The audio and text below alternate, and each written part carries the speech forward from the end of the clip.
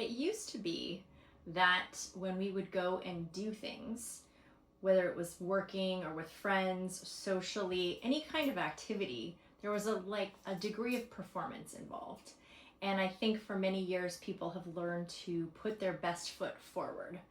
I like to think of it as the concept of like bait and switch, right? In the beginning of a relationship, you dress really well, you act very agreeable and curious, and you want to demonstrate your best qualities at all times because you're really selling yourself. And so when we're selling ourselves in relationship or in work or in whatever context, we're not truly being authentic because nobody is perfect.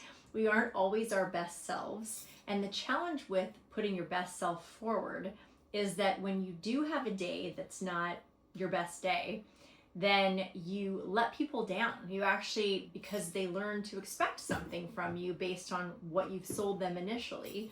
And then when you can't deliver, then you set people up to be frustrated and disappointed. So, how can you be really authentic in relationships and in work where you can demonstrate and be transparent about who you actually are while still earning approval and making that connection? The truth is that starting with the idea that no one is perfect is really helpful, because as soon as you share some imperfection of yours with another person, it gives them permission to not be perfect.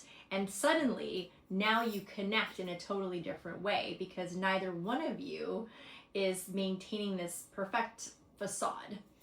And it's just really, really helpful for you to know that embracing imperfection actually brings you closer to people and it earns trust.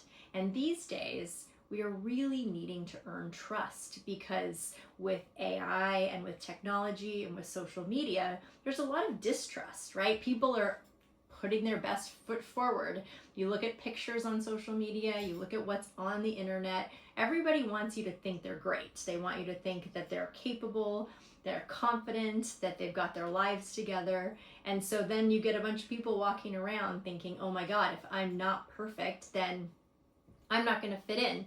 I'm not going to impress this person. I'm not going to achieve what I want to achieve. But since none of us are perfect, it actually is an asset for you to show your imperfection, because then you're going to earn trust faster. You're going to develop authentic relationships at home and at work. And people are going to rely on you in a different way because they'll know that you're a genuine, authentic person. Of course, being authentic is so scary, right? Sharing with another person that you aren't capable of something, or that you don't have the right answer, or you don't know how to do something, makes you feel less than. And you're afraid that you're going to be judged or rejected by someone for being less than.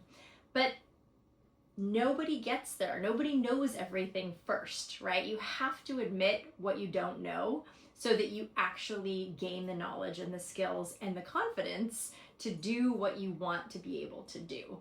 And in relationships, in your partnership, so romantic relationships, it's great to ask questions, and it's great to be curious, and it's great to have fears and anxiety and to let somebody know your limits, right? If something isn't comfortable, or if there's a subject you're nervous to talk about, it's perfectly great and helpful to say, hey, I really want to talk to you about something, but I'm nervous that you're going to judge me, or I'm nervous that it's going to be confusing, or you're not going to like me as much. Because when you share that, that's sharing a vulnerability, and automatically the other person is going to let down their guards and want to hear what you have to say. They're going to want to connect with you in a different way because you're not coming at them from an attacking or assertive way.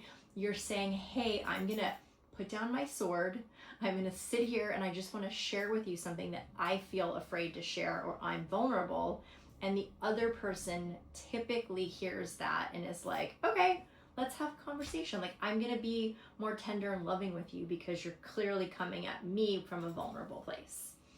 At work, in business, in projects, when you are collaborating with people, it is fantastic to let somebody know that you want to be able to do something, but you don't have enough information, or you don't have enough skill, or you don't have enough knowledge on the subject. Whatever it is, collaboration is where two people come together and they offer value and they don't offer the same value. And so when you learn to identify your value and share it with people you're collaborating with, then they can bring their value, and suddenly the two of you or the three of you or whatever your team looks like can be way more productive when everybody can honestly own what they can and can't do. So authenticity really comes down to knowing yourself, right? Knowing how you think and feel about things, but also having the confidence to know what you don't know and to share what you don't know, and not see that as a limit or something that's going to hold you back from connecting with people, but more something that sets you free in a totally different way.